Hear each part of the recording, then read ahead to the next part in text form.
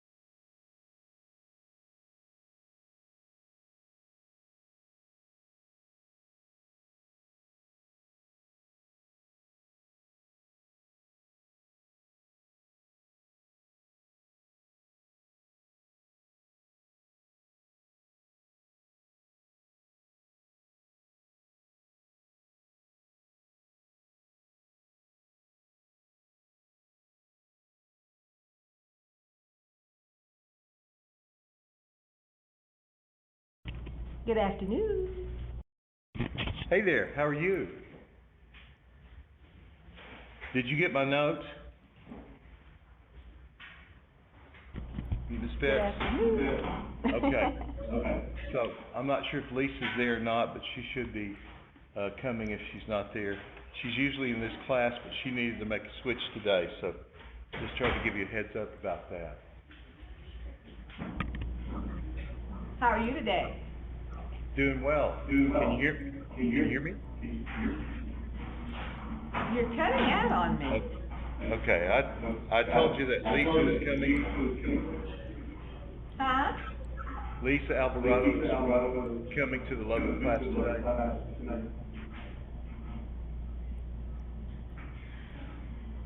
John, we're not communicating well. Okay. You might check your email. You might also turn your volume down just a little bit. We're getting an echo feedback. Is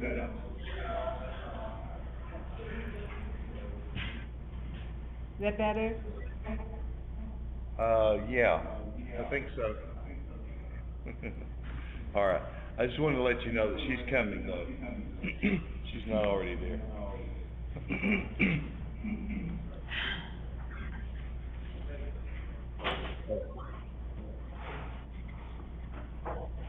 And y'all check your mics, everyone.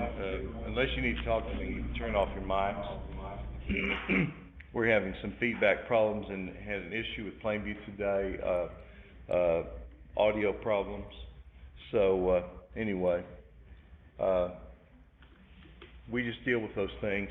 I apologize. I'm a little raspy today because of I don't know, rag week count being up or whatever else is going on. So I'll oh, my water. Hold on. Excuse me for a moment.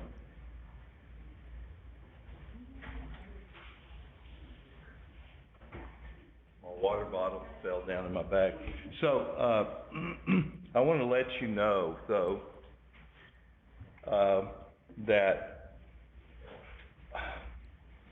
if you have a question about something that I say during class, just raise your hand, bring it to my attention.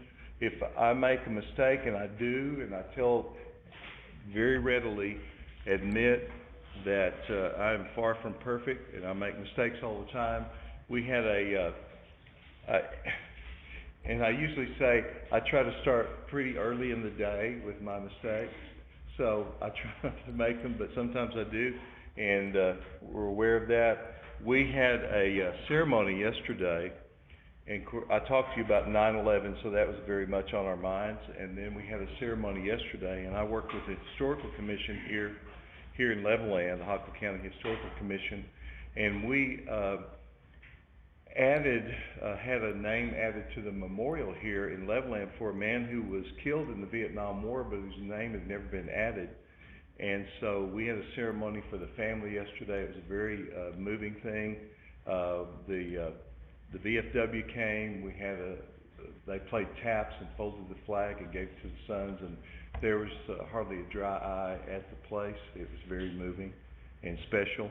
But I led in prayer. I spoke briefly to introduce each of the two sons who have also served in the Air Force.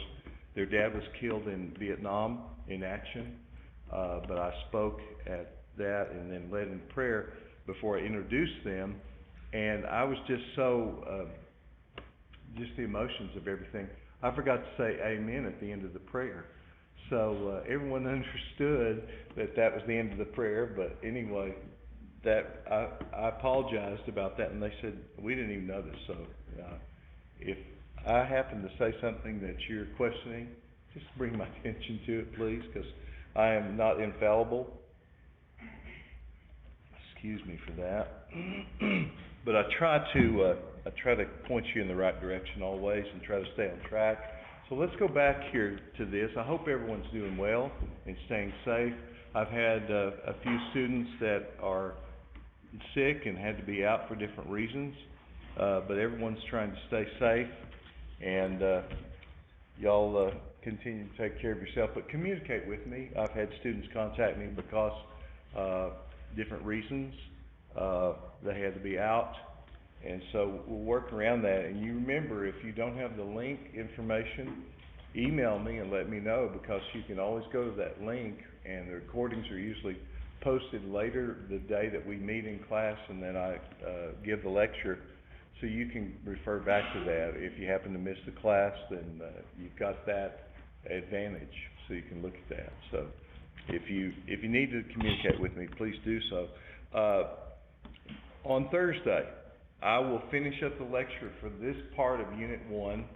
I'm dividing Unit 1 into two parts, and then next Tuesday, we will go over these things together that we've discussed in Unit 1, and then you'll take the exam, the first exam for Unit 1.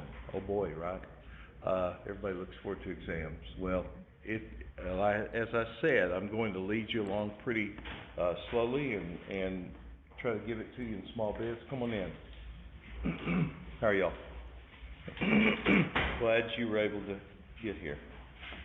But anyway, I want to let you know on Thursday at the end of class, I will give you, and I'll provide to Lubbock and Plainview my notes for your study to help you review for the exam that will be next Tuesday in class. And we'll review it together. And I'll usually do that, and I'll talk to you about that more at that time. But I'm wanting you to not have any anxiety over all this, right? So I'm trying to give it to you in small bits. There's a lot of information, and I'm trying to point to things that I want you to see. So let me see if I can get on screen here where we need to be. And that's not where we need to be.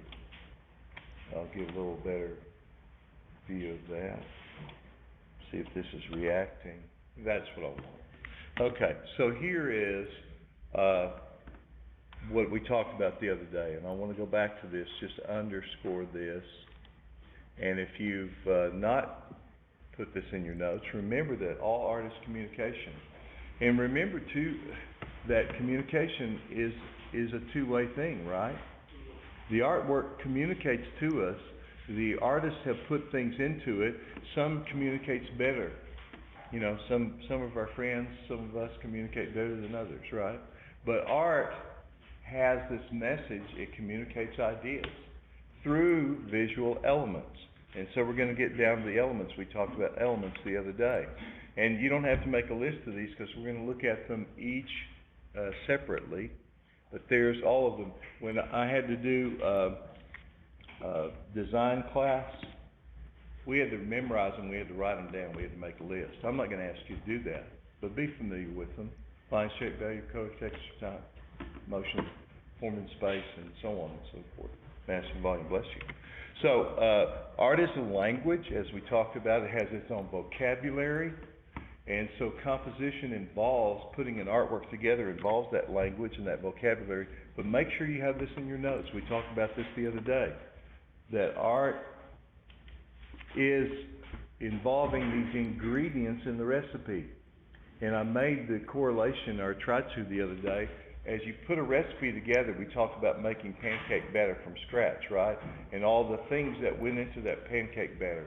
Your flour, your oil, maybe buttermilk, maybe blueberries, baking powder, eggs, all those things that go into making a good pancake batter. Your mouth is watering, right? Good maple syrup, not the fake stuff, right?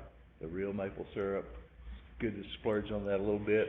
But, so those are the ingredients in a recipe, but artwork is just the same thing. Let me go back to this for just a moment. Those elements are like the ingredients in a recipe, right? They're the things that go together to make up every work of art, but not every one of them is used in a work of art. Some artworks don't use color, right? Some artworks are black and white. So, just keep that in mind, and then we'll go through this and focus on this. But remember, the words, visual elements, the elements are the basic building blocks, right? Just like the elements of the universe, right? And so you have the same kind of idea that they're the ingredients in a recipe. And we'll talk about line, okay? So let's go to that right now and talk about line. And line is, get to my notes here. Line is very basic. It's the most basic. Line has to do with, we used to say, the definition one of our instructors gave us was line is a moving point, the path of a moving point. You can take a pencil and make lines, right?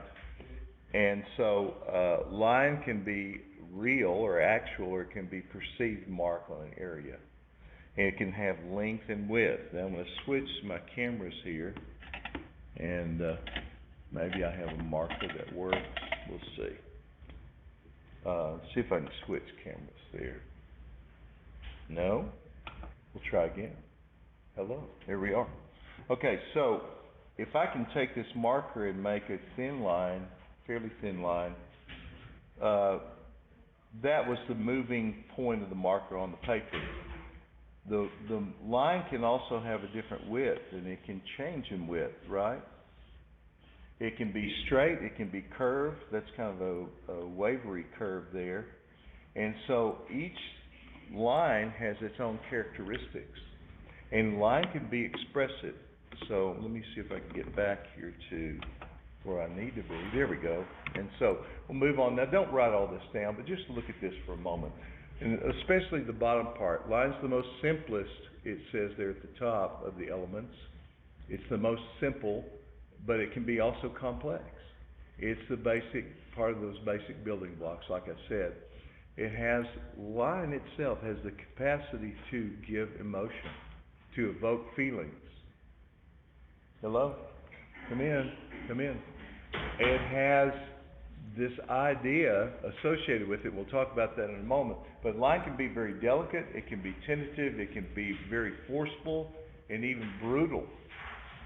And so think about that, how artists have that concept in the way that they put materials on a paper. And you don't have to write this down either, but that's what I said a while ago. Line can be straight, curved, vertical, diagonal, horizontal, zigzag, whatever. It can be measured. Line can be measured in length and width. It can be expressive, like I said. It can have all this variety to it. And we'll look at examples of how art works can have actual lines or they can have implied lines. And we're gonna look at your textbook, and I'm getting away from it a little bit here, but it has examples of contour lines, actual implied lines, expressive lines. We're gonna look at those. And then this is the functional line, not to beat this into the ground too much, but look at that bottom part. What lines imply? Horizontal lines suggest stability. If you say, today I'm gonna go home and get horizontal, what does that mean? You're gonna rest, right? You're gonna lie down and rest. Vertical lines suggest strength. Down in the lower rooms of this building, there used to be, this used to be a gym. It used to be weight training. I went to a circuit training class, and we had to go through all this circuit, and you lifted weights. Well, your feet have to be firmly planted on the ground, right? To lift a very heavy weight. If they're not, you're in trouble. You're gonna fall over. And those weights have to be stable. So this idea of verticality being strength and being suggesting something that has equilibrium to it. Think about the columns of a building. They have to be vertical to support the weight that's there. So we associate verticality or straight lines that are up and down with strength. And then diagonal lines suggest movement or tension. And if I used to do this demonstration where I would stand in front of the room and there we go. I would stand in front of the students. My camera's not switching for me. Here we go. I used to stand in front of the students. Boy, my shirt is colorful today, isn't it? Especially on this camera. I used to stand in front of the room, and then I would start leaning over and leaning and leaning and leaning. And it was like, all of a sudden, I've got to catch myself or straighten back up or I'm going to fall, right? So that verticality is important in a lot of aspects. But we have that sense of tension when things are turned diagonal. Yeah, that's not what I want. We're going to get there. Yes? Yeah. Okay. Question? I'm sorry, please be patient while we're experiencing technical difficulties. Well, we'll do it this way. And there we are. That's what I wanted. Okay, so this idea of curved lines, too, being graceful. This gracefulness of a curved line. So all those we have to think about. Now here's a pretty good diagram. This is not in the text. It was in a previous text. But your textbook talks about this on chapter 3, portion 3 here, and starting on page 70. Vertical lines suggest strength and stability. Horizontal lines suggest restfulness, peace. Diagonal lines suggest movement or tension, a feeling of drama, maybe even. Your text has this example on page 70, which is a strange artwork, and it talks about this 7-foot-tall artwork and the structure having the idea of these, based on a figure here. Anyway, I'm not familiar with this artwork, but it talks about the lines, the open mouth-like structures appear to await their prey. I'm not sure if I get that, if y'all get that from this.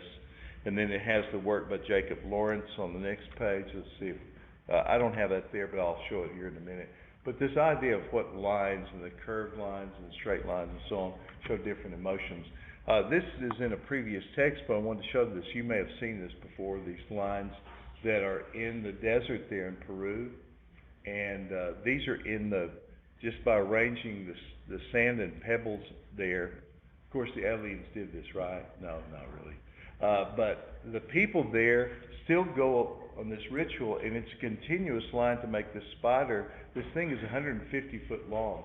How long is a football field? 100 yards, right? 300 feet. So this is half the distance of a football field. That's pretty amazing. And the people arrange these by maybe having a small diagram, and then they measure with string, and they have these holes that they put the markers in, and then arrange the stones. And they still maintain them after all these years. But you can see up close someone working there to kind of sweep the stones and this volcanic debris that's there on the surface, so the sand is exposed and creates these amazing figures. See the bottom left there where people have run their ATVs across this before they fenced it off and protected this as a historic site. So those lines represent something to the people. They follow these lines, they chant or offer prayers for needs that they have and for remembering their ancestors. So those lines have a meaning to them.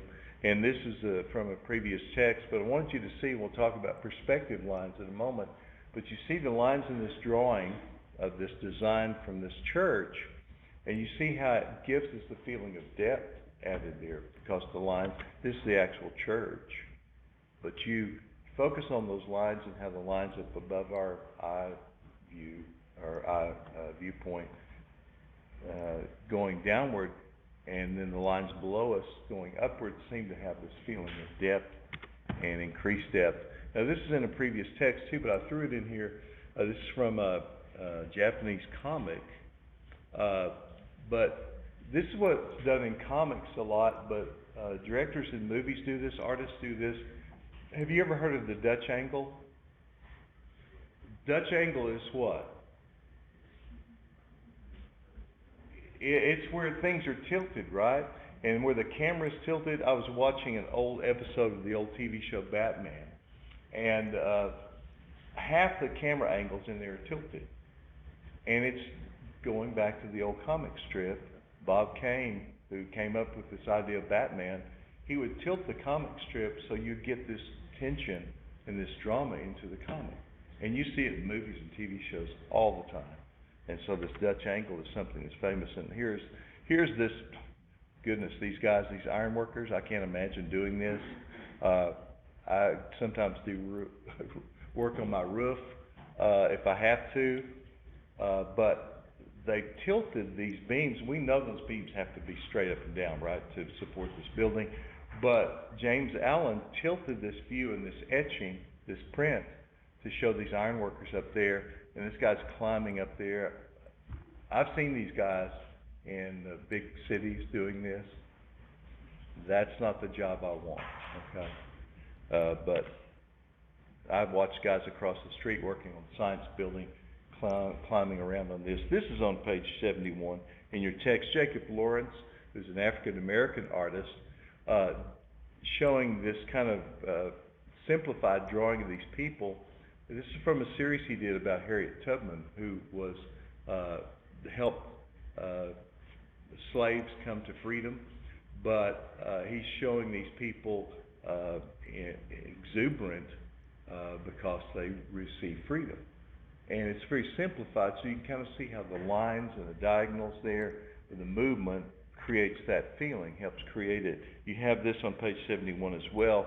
And it'll show you a few diagrams where the actual lines that exist in reality, we can see like a branch or the edge of a contour of a figure or whatever, but there are also implied lines that are suggested by the direction of things.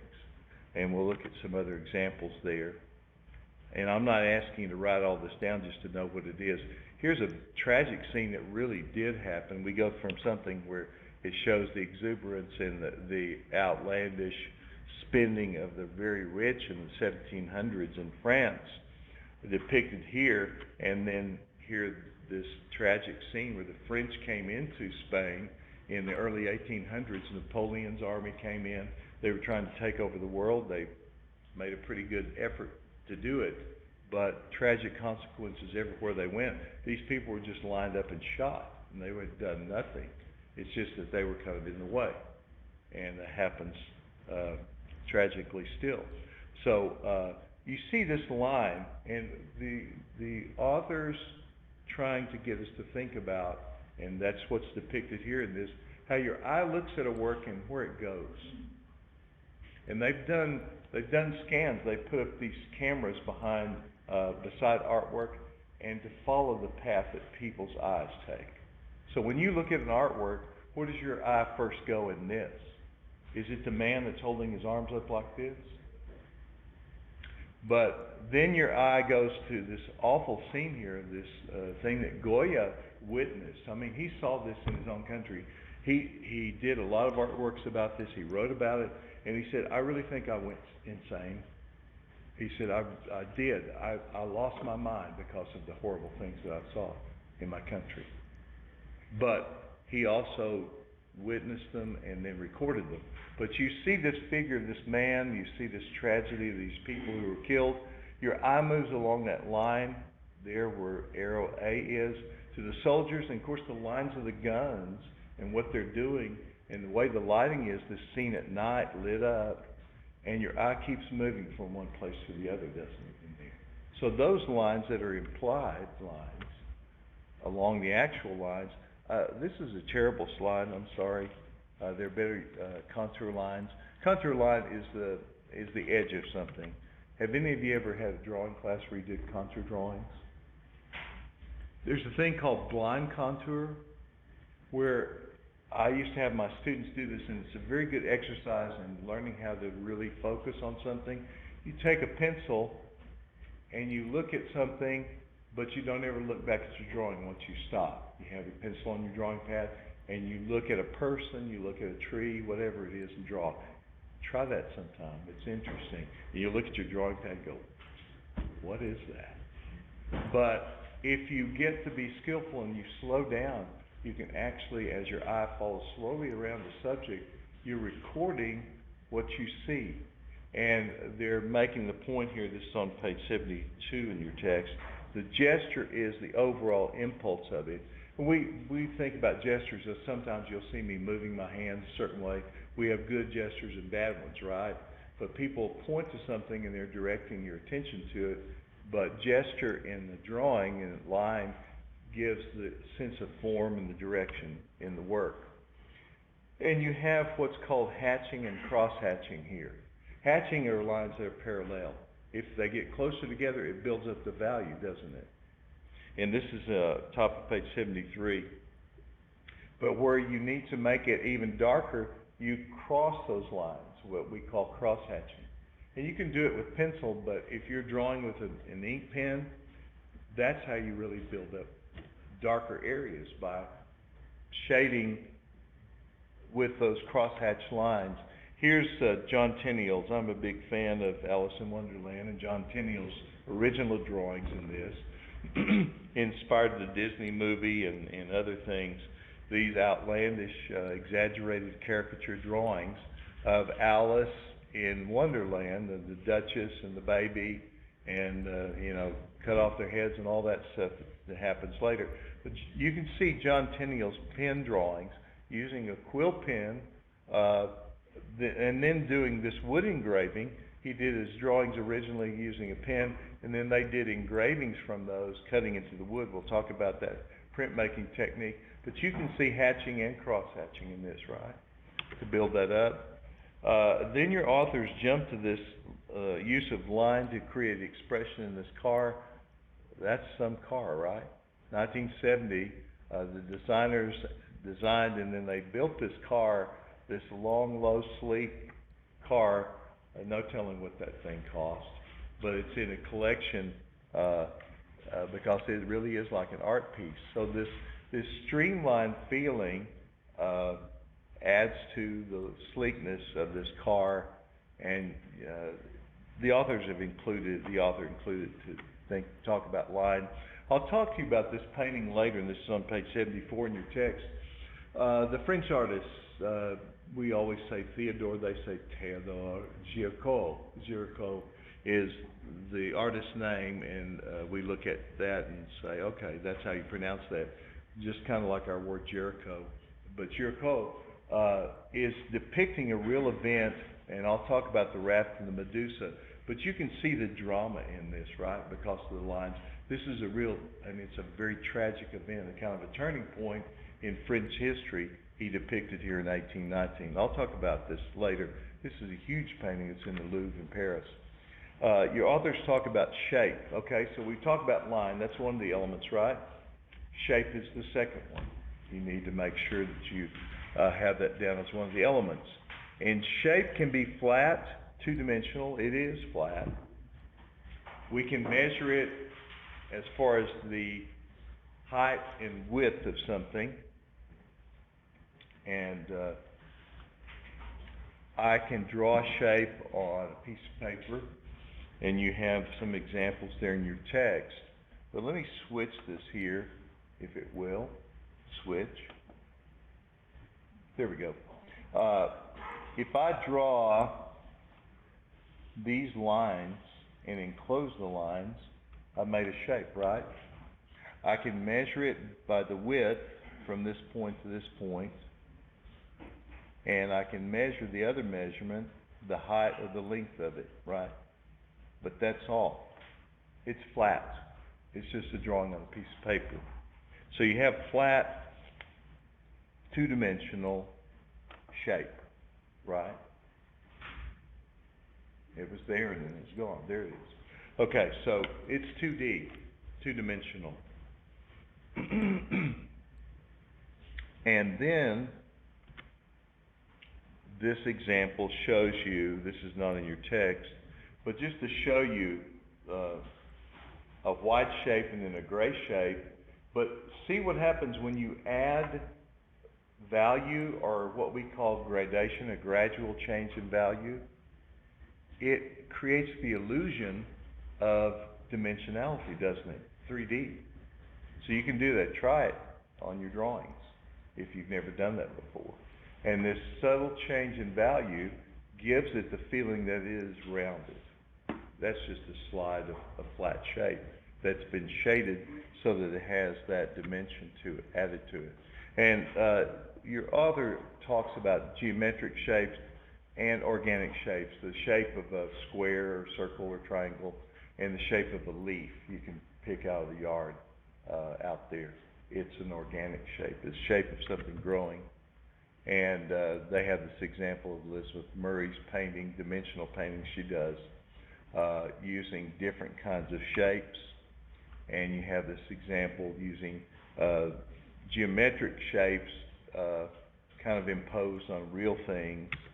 We'll talk about cubism later, and more organic shapes that are not really anything, but this artist has used their own inventions of organic shapes. We can think of implied shapes too, implied lines. Those 5 dots on the left there, we kind of connect those with our eye and our mind, right? To make a pentagonal shape, or you could draw a star shape in there. Dotted lines, dashed lines create these implied shapes. We see these thicker lines here, we can say those are shapes that create a pyramidal form, right, or shape. The AT&T symbol, Saul Bass is known as the designer of this. Saul Bass got paid about 6 figures by AT&T to design a logo for them. Pretty good business for you, right? But he designed this with just lines to show that AT&T served the whole world. This is 1984 logo that he did, but it looks like a globe, doesn't it? And you get the feeling of the blending of that just by the different thicknesses of the lines that are there and creating that. Now, your author talks about positive and negative shapes on page 75, and I'm going to show you some different things, some of the same things, but make sure you have this idea that positive and negative shapes, you understand already. Positive shapes are the shapes or figures that you look at. And then you have negative shapes. I can hold up my hand here in front of this folder. The shape of my hand is the positive shape. It's the form of my hand, right? If I drew around it, that would be the positive shape of my hand. Where are the negative spaces in this? They're the areas between my fingers. Let's see if I can do that here. Give me a moment. Give it a moment. There it switches. So if I put my hand here on this folder, you have the actual form of my hand. This camera distorts it a little bit.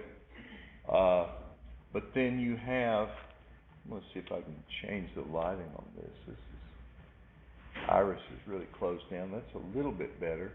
But you have the spaces between the positive shape or form of my hand that are nothing, right? They're just the color of the folder behind. So those are the negative areas, the spaces in between. So we recognize those, right? We're going to get back there. There we go. As the areas that are not the thing, positive and negative shapes, the empty space between the positive shapes. Now, I want you to think about this, and your author has this illustration on page 76, but positive and negative shapes. The object and the negative space in between or around it.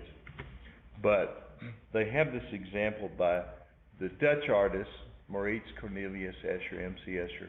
Sky and water here, this is a woodcut. I'll show you a better picture of this in a moment. But they talk about the positive shape being the figure and the negative shape being the ground or the background. Now, let me show you a little better picture of that. There we go. So, look at the top of this. This is a woodcut, and we'll talk about printmaking later, how amazing this is, because Escher, and you've seen Escher work before, right? If you're not a fan of his, enjoy, because he's an amazing artist, was an amazing artist. But think about taking a piece of wood and cutting out all the white areas and leaving the raised areas that are black to print. Now, as a drawing, it would be pretty complex, right? But can you imagine cutting it out of wood with carving tools? Amazing. I admire Escher. He's a big, if you come to my office, you'll see Escher prints on the wall and on the door, glass of the door. But think about this. At the top, you see the duck, right? The dark black duck. And then you see other ducks as we go down. There are 2, and then there are 3. So those are the positive shapes, right? So the negative space in between is just white, right? But what happens? Escher is so amazing and so skillful. He arranges the shapes of these ducks as we go downward in our view so that the ground or the negative space becomes the figure. It becomes the positive shape of what? The fish. Can you imagine doing a design like this? I've had exercises where I had students try to do this. Few succeeded, but myself, I've tried it and I succeeded okay, but it's a very difficult thing to do. Escher was really a genius with the way he did this. So it switches, and it's what we call figure ground ambiguity. If someone's not nailing the subject down, they're being ambiguous, right? So here's an example of figure and ground ambiguity. Yeah, it's the figure, but then it becomes the ground, right? It becomes the background. It turns from the positive shape to the negative shape. A little early in the afternoon to blow your mind, right? Okay, that's good. Keep that gray matter working, right? So here's the idea of the leaf is the figure, the positive shape, white area around it, but it kind of switches, right? The white area it can be one or the other. So again, that idea of figure and ground ambiguity. Now the text doesn't show this, but I wanted to throw it in here. It's sort of a famous illustration. Have you seen this before? Reuben vase. So are we looking, or maybe vase if you live in certain parts of the world. I'm from Texas, I say vase, right? So do you see the vase or the vase in here in the center, the dark area? That's the positive shape. But the negative shapes, do you see the faces too? So we have to switch our view, say, oh yeah, I see both of them. Well, you can't really focus on both at the same time, can you? You have to switch and say, okay, I look at the black area as the vase. And I look at the white shapes, 2 faces looking at each other. But then the vase has to become the black negative space in between, right? It has to become the ground. It can't be the figure any longer. So that's a great example of figure and ground ambiguity. And Edgar Rubin was a psychologist who came up with this idea, and here's his original drawing of the three-dimensional look vase, but then he made it into this example to test people's ideas. And maybe he's scattered ink blots on paper and then showed them to people. But anyway, that's an illusion of that. The pop artist Jasper Johns did this with Picasso's profile, called it the Picasso Cubs. But look at this one. I found this, and I thought this was pretty interesting. So it's real columns, and you see the columns, but what else? What do you also see there? The people, right? Facing one another. So that is definitely an example of figure and ground ambiguity. And look at the way that the lighting changes on this. The left, you can see mostly the columns, right?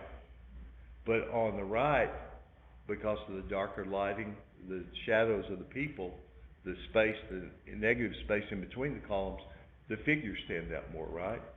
So that's figure and ground ambiguity. So that's something to focus on. Are you with us? You okay? All right. I blew your mind, right? Okay. All right. Now, mass is what the text talks about next, and that's page 77. Mass is just the solidness of something, and it's the bulk that occupies volume in a space. I'm not going to dwell on that. People get confused about volume and mass and space and so on, but the text talks about it here, and it gives some examples of this. This one diagram that I had shows the three dimensions: length, width, and depth. So we have to think about depth when we think about the mass and the volume of something. It shows the pyramidal shape, and we measure the height of it, the width of it, and the depth of it. And it has these examples on page 77. Shows two different sculptures, one in marble by Louise Bourgeois, I think that's how you pronounce her name, and the British artist Henry Moore, both based on figures, but very abstracted figures, right? And so the marble figure there is very simplified with eyes, and maybe that's part of a face there, and then Henry Moore's reclining figure.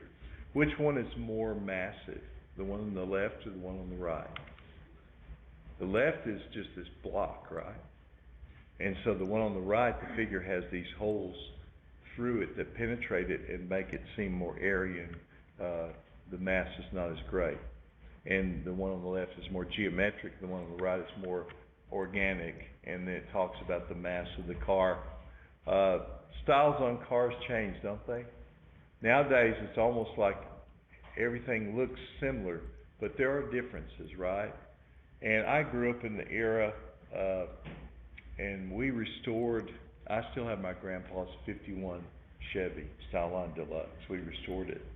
And it's a classic car. It doesn't look like anything that's on the road today. And if we ever drive it out, I still have my 71 Datsun pickup. You may see it on campus.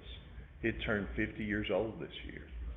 And someone almost always, they either wave or honk, or they come up and say, tell me, where did you get this, and so on.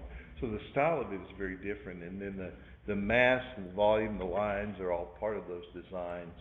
And I'm not going to dwell a lot on this, another view of Henry Moore's sculpture. But I want to go to this because the text doesn't talk much about this, and when we're talking about all this, we need to talk about this.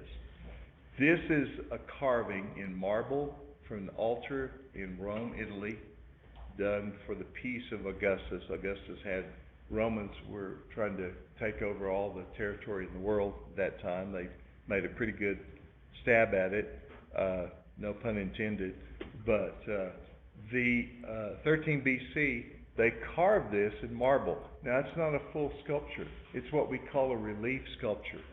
And I'll write that word here. We'll get there. There we go. So this word, R-E-L-I-E-F, relief, is what this is. It's not a full sculpture. And we'll talk more about sculpture, but since we're talking about mass and volume now, I think this is appropriate to talk about. Now, this is a relief sculpture, but sometimes we have a sculpture where it's barely projecting from the surface. And so we have this word that we call bas-relief. And it's not bas, there's not two S's there, but it's from the word that means barely, okay? So there's bas-relief. Make sure you have that in your notes. And we're looking at an example of bas-relief here. I'm going to switch back, I think.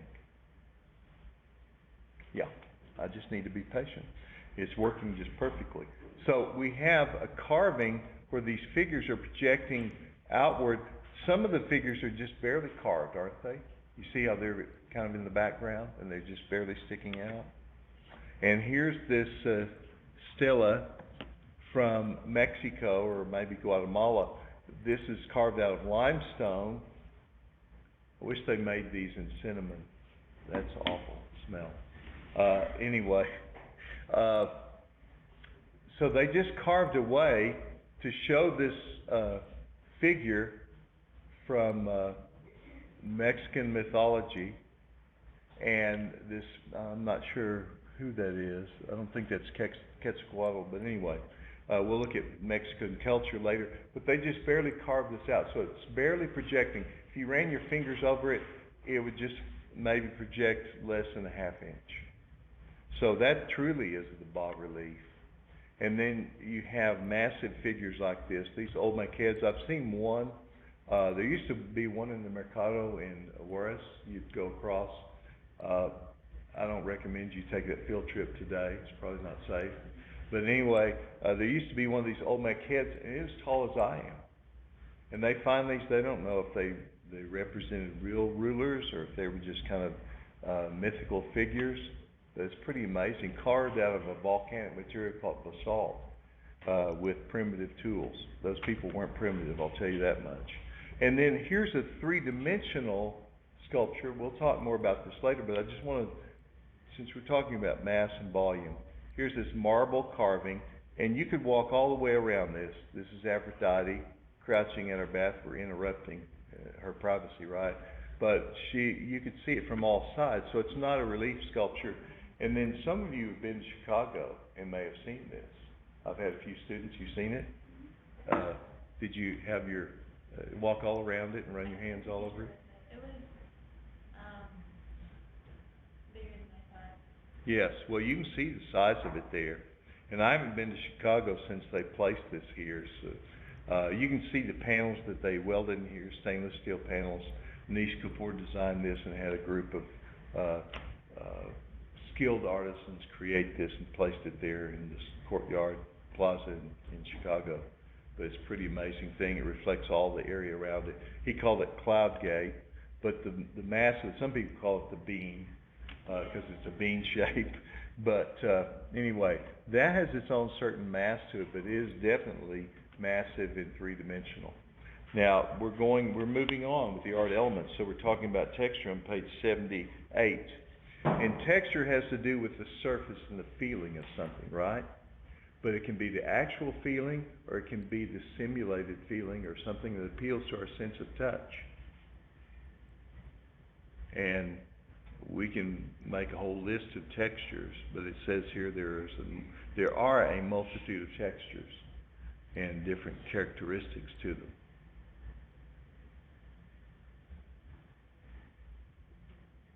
I was talking to a friend the other day. We have some cactus that a friend gave us from New Mexico, and they're the prickly pear type cactus with the big pads, but they don't have spines on them. It's a special type of cactus.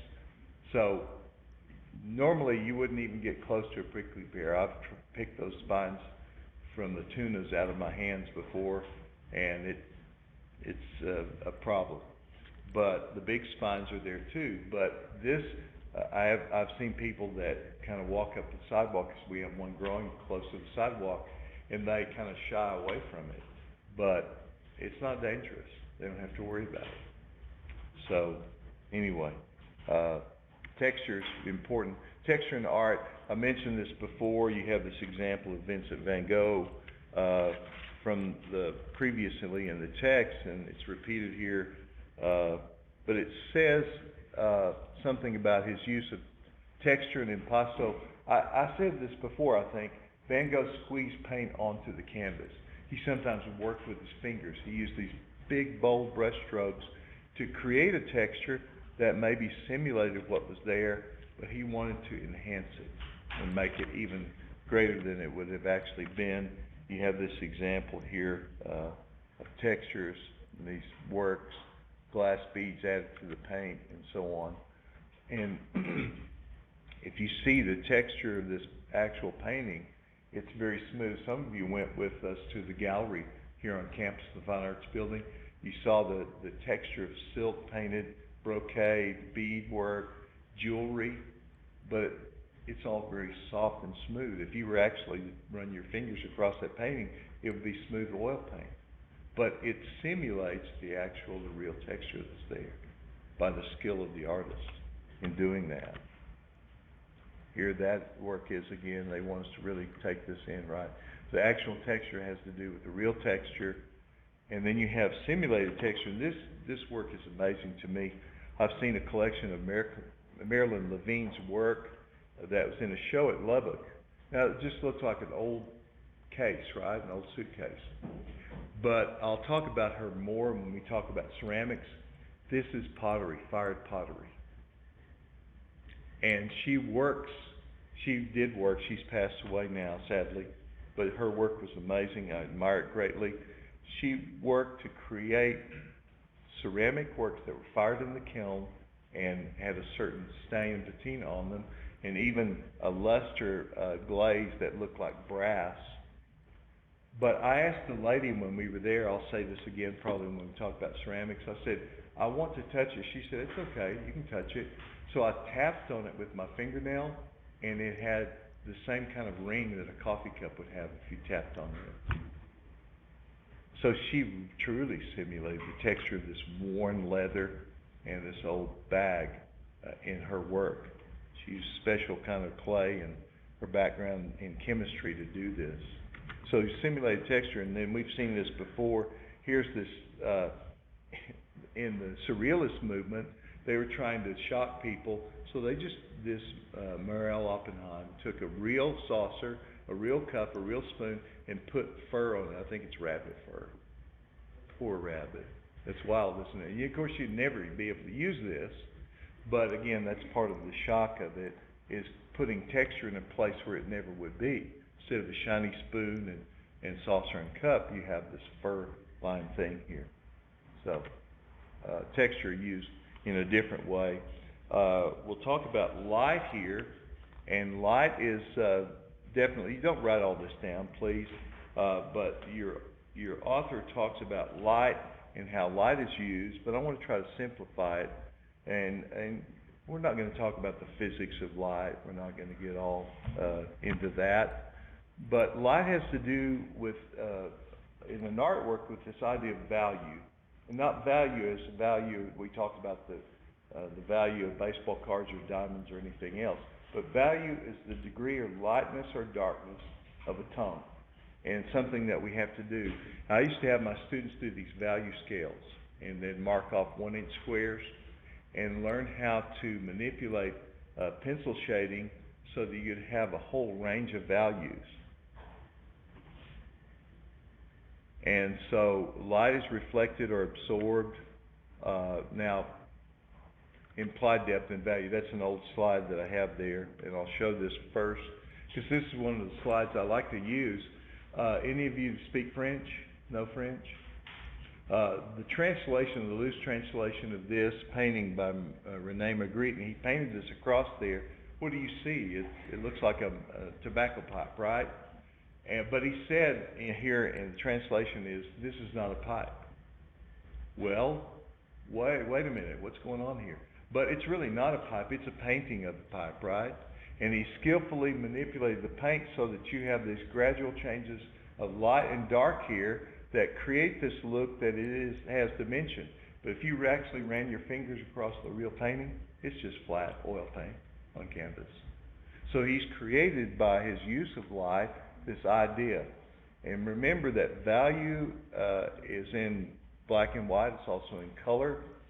And the contrast of difference between light and dark, or black and white, creates this feeling of dimension and this look. It's really an illusion. Picasso said, and I'll quote this probably more than once, art is a lie that tells the truth.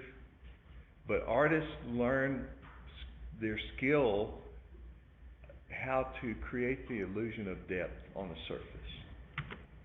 Now, here's similar to the value scale I used to do with students. Now, here's 10 steps in value, from pure white to dark, maybe not pure black here.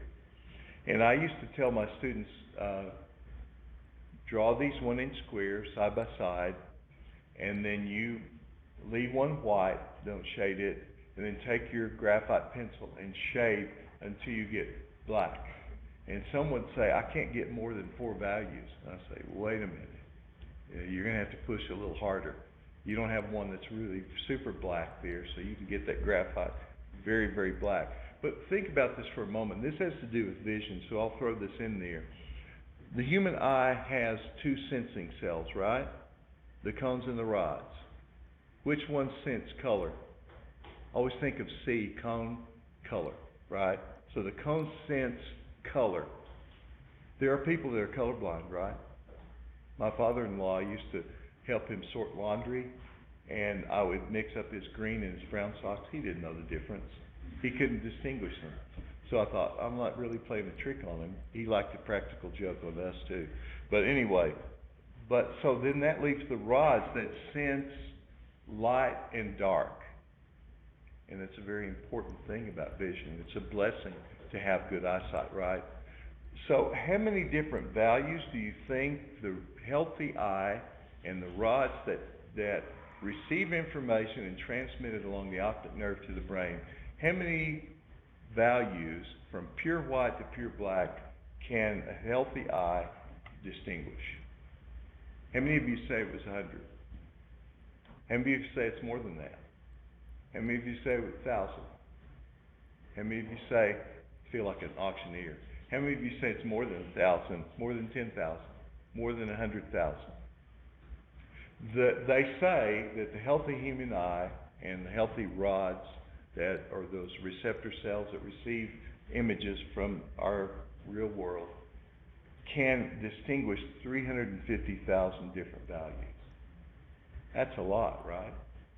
Now, I wouldn't have students produce a value scale that reaches from here to the Atlantic Ocean, but that's almost what it would be like. My professor in drawing class, we were learning to mix ink and do ink drawings and do ink wash drawings. And he said, think about this. If I have a 100-gallon container of water and I dip my brush in there and I paint it on the paper, it's just going to dry as wrinkled paper of pure white, right?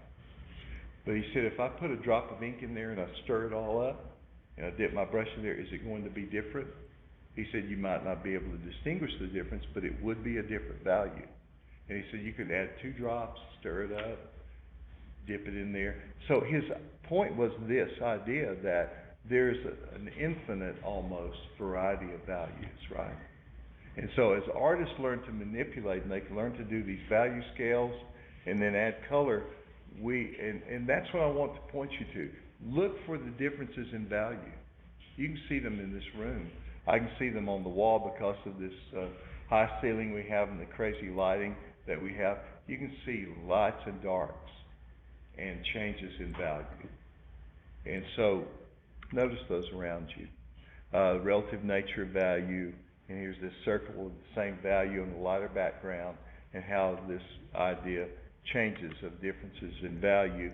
And you have this idea of light and dark here. This example is on page 81 in your text, but the light waves strike the surface and create this idea of what dimension is. The highlights the gradation or gradual change in light to dark. And you have that idea of light to dark there. And I'm gonna throw this word at you here in a moment, even the cast shadow, reflected light, and so on. And when I have students do drawing, I get really particular about it because I want them to really look and to really go beyond what they might try to do. Now, write this word down. This is an Italian word. This is chiaroscuro. Say it with me. Chiaro is the first part. Say chiaro, scuro. And scuro means it's obscured, right? So chiaro is light, and so for light and dark to be jammed together, that's that word, chiaroscuro. So, throw that word at someone. So from this, it's the Italian or clear, very light, to very obscured or dark. And it's this gradual change from light to dark. So when you talk about chiaroscuro in a work of art, you have that gradual change from light to dark, this successive gradual change in tones, this gradation of tones across a curved surface. And it's what we saw in the previous illustrations, right? It's this change of light to dark. But you see it, you hold your hand out in the light, and you can see that chiaroscuro, right? You can see the change of light to dark in that. And if you're challenging yourself to do a drawing that looks realistic, you've got to capture that. But first you've got to see it, right? You've got to recognize it, understand it, and then to create it is a challenge. But it's a good one. It's a good one. And once you master it, wow, it's great. And my students would say, "Oh, Mr. Hope, do we have to do this?" I say, "Yes, you have to. You'll thank me later." Okay, I'm going to move on. Now here's an example from previous text. Here's chiaroscuro in this Pierre-Paul Prudhomme's work. Highlights light, the shadows, the gradual change of light to dark. This is just chalk on paper, right? But it creates the look of this figure here. Now, you're going to see figures. I had a student write in a review for me. Y'all do students' reviews of instructors. We saw too many nude figures. I'm not going to show you anything that's not tasteful, okay? So I hope I don't shock anyone, but these are tastefully done.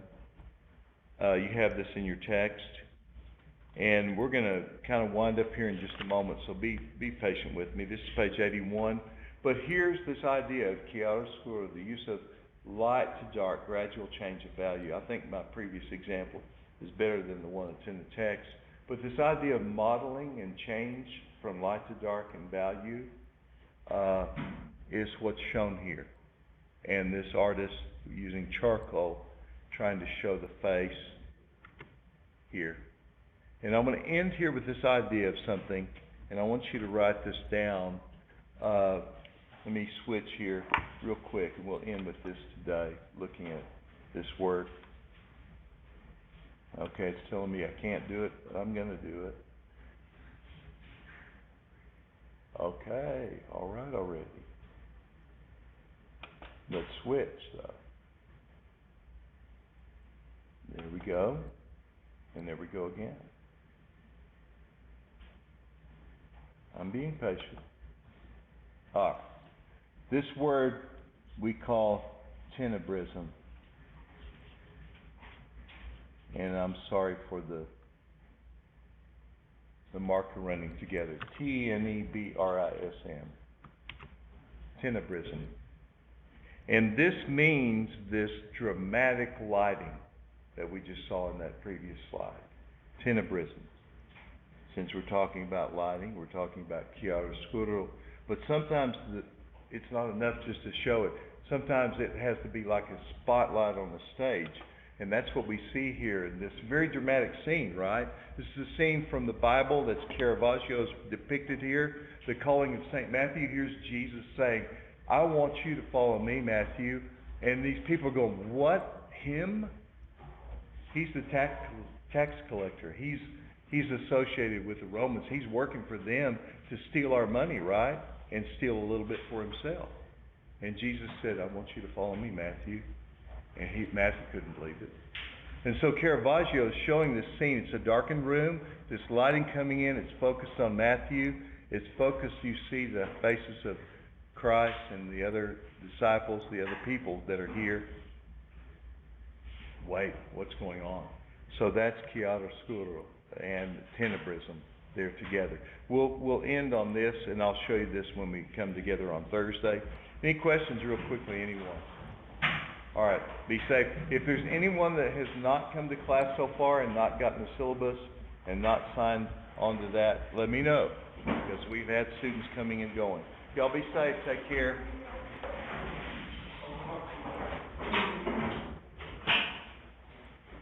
Email me if you have questions.